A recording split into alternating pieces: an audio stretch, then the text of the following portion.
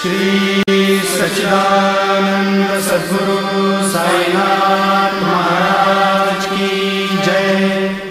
आरती साई बाबा सौख्यदाता जीवा चरण रजतरी द्यावा दासा विसावा भक्ता विसावा। आरती साई बाबा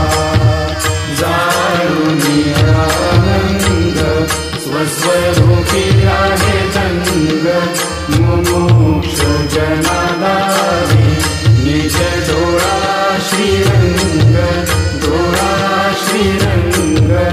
आरती साई बाबा जय मनी जैसा भाव दया तैसा अनुभव गाविसी दया घना ऐसी तुझी ही माव तुझी ही माव।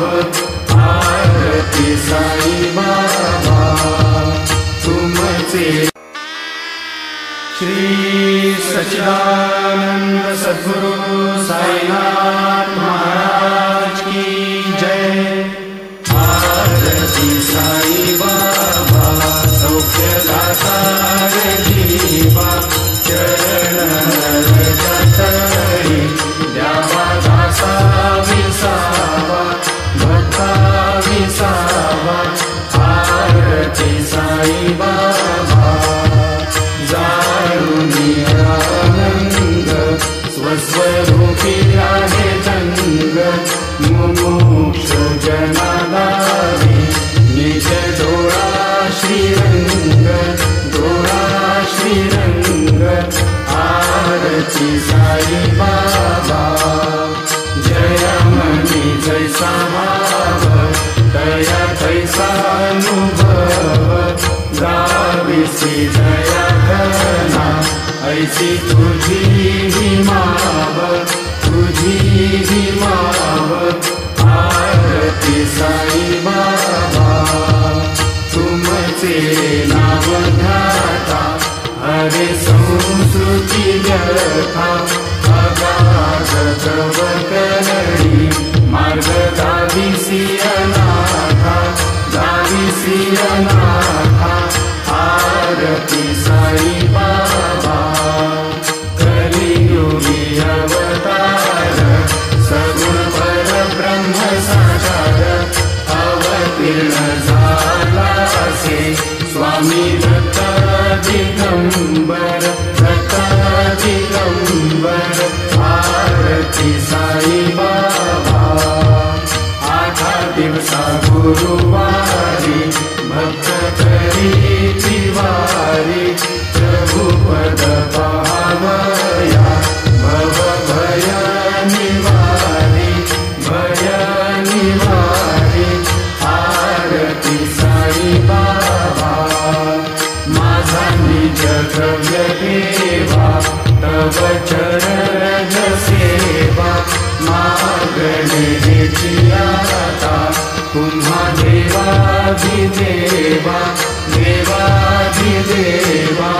आरती साई बाबा इच्छित दिन चातक निर्मल होय निज सुख। पाजावे माधवाया सांभाळ आपुली भाग आपुली भाग।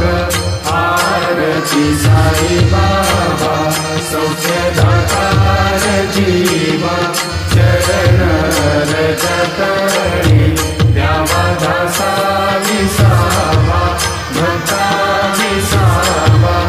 आरती साई बाबा शिर्डी माझे पंढरपूर साई बाबा रमावर बाबा रमावर साई बाबा रमावर। शुद्ध भक्ती चंद्र भागा भाव कुंडलिक जागा कुंडलिक जागा भाव कुंडलिक जागा। याहो याहो अवधे जन करू बाबासी वंदन साईसी वंदन करू बाबासी वंदन गणु म्हणे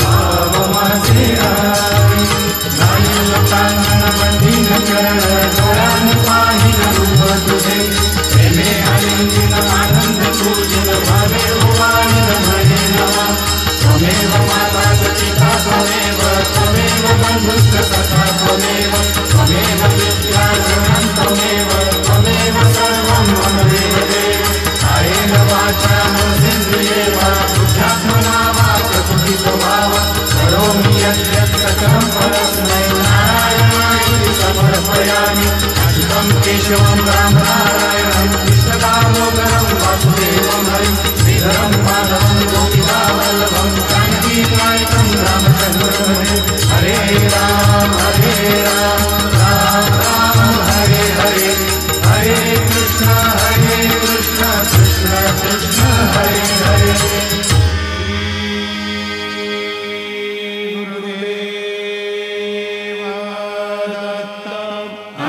अनन्तातुलाते कसेरे स्तवामि अनन्तातुलाते कसेरे नमामि अनन्तामुखांसा शिवे शेषगाथा नमस्कार साष्टांग श्री साईनाथा स्मरामि मनीत्वा पदानि भावे पुरावे करि भक्ति साधी स्वभावे तरावे जगाकारुणी मायकाता नमस्कार साष्टांग श्री साईनाथा वसेतो सदा धावया संतलीला दिसे अन्यलोका परितो जनाला परिहन्तरि ज्ञान कैवल्यदाता नमस्कार साष्टांग श्री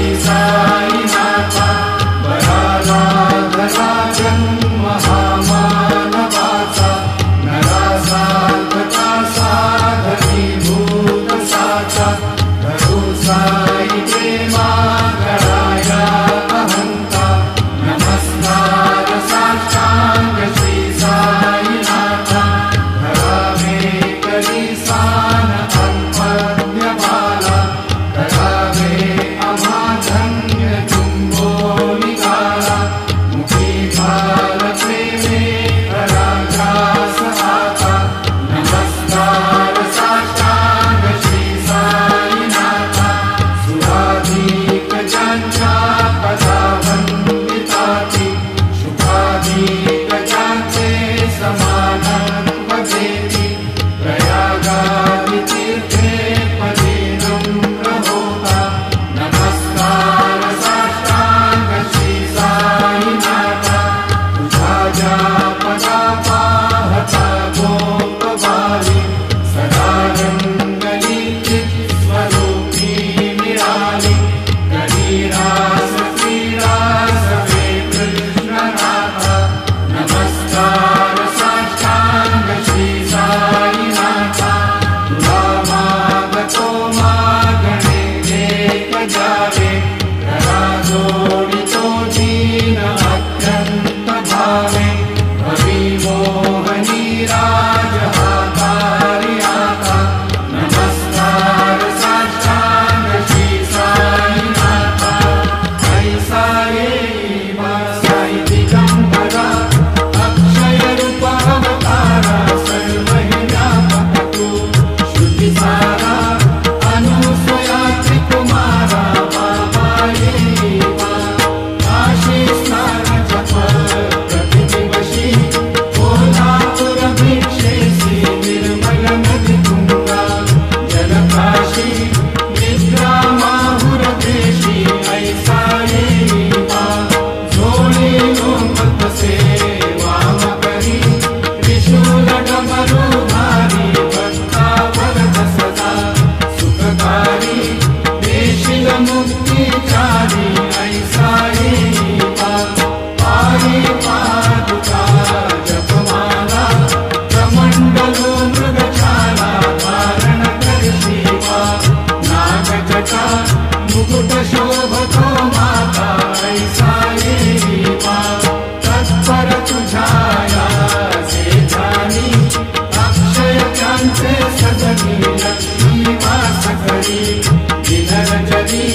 रक्षिसि संकट वारुणी ऐसा येवा या परिधान तुझे गुरुराया दृष्ट करी नयनाया पूर्णानंद सुखे जीवाया लालिसि हरि गुण गाया ऐसा येवा साई दिगंबरा अक्षय रूप अवतारा सर्वहि व्यापक तू श्रुतिसारा अनुसया त्रिकुमारा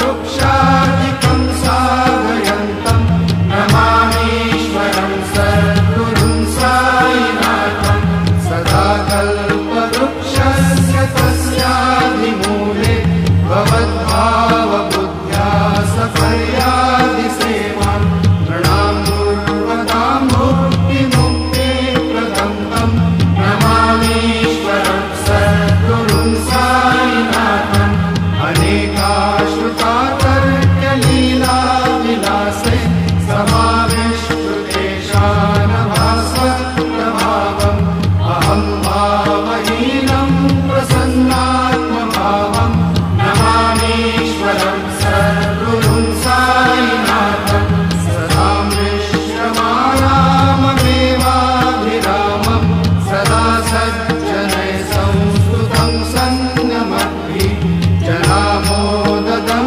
भक्तभद्रप्रदन्तं नमामीश्वरं सद्गुरुं साईनाथम् अजन्माद्यमेकं परब्रह्म साक्षात् स्वयं सम्भवं राममेवावतीर्णं भवद्दर्शनात् सम्पुनीतः प्रभोऽहं नमामीश्वरं सद्गुरुं साईनाथम् साईश कृपानिधे किरणां सर्वार्थसिद्धिप्रदं युष्मत्पादरजप्रभावमतुलं दातापि वक्ता क्षमः सद्भक्त्या शरणं कृताञ्जलिपुट सम्प्रापितोऽस्मि प्रभो श्रीमत्साई परेशपादकमला नान्यशरण्यं मम साईरूपधर राघवोत्तमम् भक्तकामयुगद्रुमं प्रभुं माययोपहतचित्तशुद्धये चिन्तयाम्यहर्निशं मुदा शरत्सुधांशुप्रतिमं प्रकाशं कृपातपत्रं तव साईनाथ त्वदीयपादाब्जसमाश्रितानां स्वच्छायया तापमपाकरोतु उपासनादैवत साईनाथ स्तवैर्मयोपासनिनास्तुतस्त्वं रमेन्मनो मे तव पादयुग्मे भृङ्गो यथाब्जे मकरन्दलुप्ता अनेकजन्मार्जितपापसंशयो भवेत् भवत्पादसरोजदर्शनात् क्षमस्व सर्वान् अपराधपुञ्जकान् प्रसीद साई सद्गुरो दयानिधे श्री साईनाथ चरणामृतपूत चित्तास् तत्पादसेवनरता सततं च भक्त्या संसारजन्य दुरितौ धर्मनिरतास्ते कैवल्यधाम परमं समवाप्नुवन्ति स्तोत्रमेतत् पठे भक्त्या यो नरस्तन्मना सदा सद्गुरो साईनाथस्य कृपापात्रं भवेद्ध्रुवम् रुसो मम प्रियाम्बिका मजपरीपितानि रुसो मम प्रियाङ्गना प्रियसुतात्मजानि रुसो भगिनी बन्धुहि श्वशुरसा सुबाई रुसो न दत्तगुरु साई वा मजपरी रुसो न सुनबाई क्या मजन भ्रातृजाया पुसो न प्रिय सोयरे प्रिय सगे न ज्ञाति पुसो सुहृदना सखा स्वजनना प्रबन्धु पुसो वरीन गुरु साई वा मजहरी रुसो न अबला मुले तरुण वृद्धहीना पुसो न गुरुधा कुटे मजन थोरसाने पुसो न चबले मुरे सुजन साधुहीना पुसो वरीन गुरु साई वा मजहरी गदी चतुरतत्त्वविद् विबुध प्राज्ञज्ञानी रुसो रुसो हि विदुषी स्त्रिया कुशल पंडिता हि रुसो रुसो महीपति यति भजक तापसी हि रुसो नगत गुरु साई मां मजबरी कभी रुसो रुसो कवि ऋषि मुनि अनघ सिद्ध योगी रुसो रुसो हि गृह देवता विकुल ग्राम देवी रुसो रुसो खल पिशाच हि मलिन डाकिनी रुसो नगत गुरु साई मां मजबरी गधी रुसो रुसो मृत खग कृमि अखिल जीव जन्तु रुसो रुसो विकप प्रस्तरा अचल आपघाती रुसो रुसो खपवनाग्निवार अवनि पंचतत्वे रुसो नगत गुरु साई मां मजबरी गधी रुसो रुसो विमल किन्नरा अमल यक्षिणी रुसो रुसो शशि खगादिनी गगनि तारकारी रुसो रुसो अमर राजहि अदय धर्मराजा रुसो नगत गुरु साई मां मजबरी गधी रुसो रुसो मन सरस्वती चपल चित्त देहि रुसो रुसो वपुति शाकिना कठिन काल तोहि रुसो रुसो सकल विश्व हि मयि तु ब्रह्म गोलम रुसो नगत गुरु साई मां मजबरी गधी रुसो विमूढ मणुनि हसो मजन मत्सराहि हसो पदाभिरुचि उल्लसो जनन कर्दमीना हसो प्रदुर्ग धृतिचा घसो अशिव भाव मागे खसो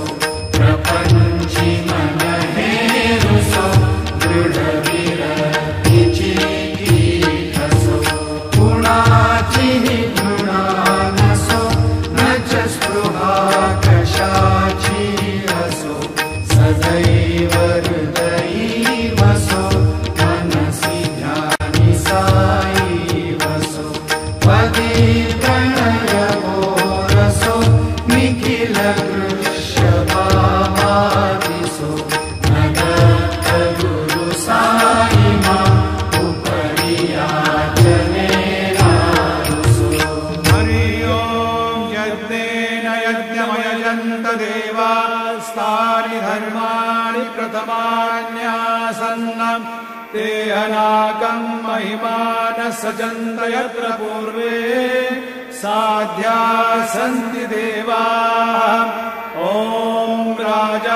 राजाधिराजाय प्रसय्य साहिने नमो वयं वै श्रवणाय कुर्महे समे कामान् कामकामाय मह्यं कामेश्वरो वै श्रवणो दधातु कुबेराय वै श्रवणाय महाराजाय नमः ॐ स्वस्ति साम्राज्यं भोज्यं स्वराज्यं वैराज्यं पारमेष्ठ्यं राज्यं महाराज्यमाधिपत्यमयं समन्तपर्याम् ईस्यात् सार्वभौमः सार्वायुषान्तादात् परार्धात् पृथिव्यै समुद्रपर्यन्तायात् एक तदप्येष श्लोको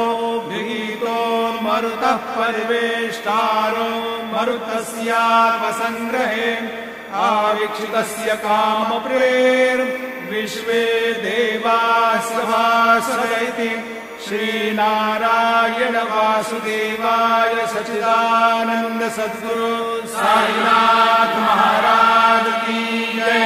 करचरण कृतं वा कायजं कर्मजं वा श्रवणनयनजं वा मानसं वा अपराधं विहितमविहितं वा सर्वमेतत्क्षमस्व। जय जय करुणाब्धे श्री प्रभो साईनाथ श्री सच्चिदानंद सद्गुरु साईनाथ महाराज की जय।